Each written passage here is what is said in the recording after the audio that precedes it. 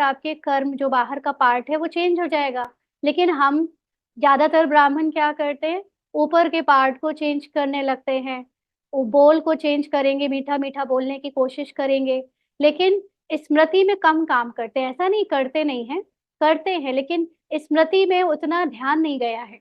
स्मृति में भी ऐसी चीज़ याद रखते हैं कि हाँ, हम हैं शांत स्वरूप, हम हैं प्रेम स्वरूप, हम हैं ज्ञान स्वरूप, सारे स्वमान रटेंगे, लेकिन एक्चुअली में वो स्वमान हम हैं इस पर निश्चय सबका अलग-अलग है।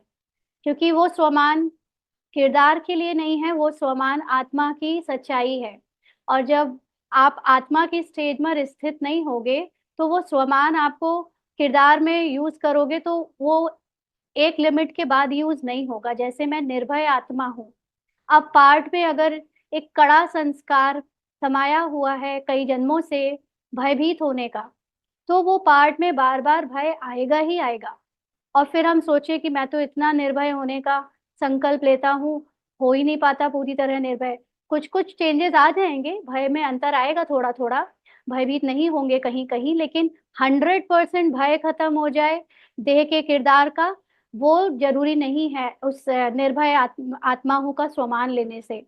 लेकिन जब मैं आत्मा की सत्यता को अपना स्वरूप ही समझने लगती हूँ और उस स्वरूप को ही चलते-फिरते, उठते-बैठते कॉन्शसनेस में, सबकॉन्शियस माइंड में याद रखती हूँ, तब ऑटोमैटिकली बाहर का किरदार भी धीरे-धीरे चेंज होने लगता है, तब उसको भय लगना बंद हो जाता है।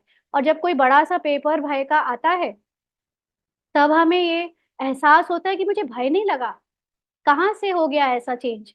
अभी तो बहुत ज़्यादा निर्भय आत्मा का मैंने स्वमान भी नहीं लिया। तब पता चलता है कि वो जो आत्मा के स्वरूप में मैं इतने दिन से स्थित होने का अभ्यास कर रही थी, वो इस पेपर में उसका रिज़ल्ट दिख गया कि मैं हो गई निर्भय।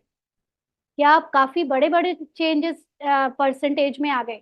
ऐसा नहीं है कि ऊपर से किरदार को चेंज करने में चेंज होता नहीं है। होता है लेकिन उसमें 1%, 2%, 5% और कभी होता है, कभी नहीं होता, फेल हो जाते हैं कभी-कभी। लेकिन जब आत्मा का निरंतर अपने स्वरूप में अभ्यास चलता है, तो चेंजेस बहुत फ़ास्ट होते हैं और परमानेंट होते हैं। फिर आपका 100% सफलता का गारंटी हो जाता है।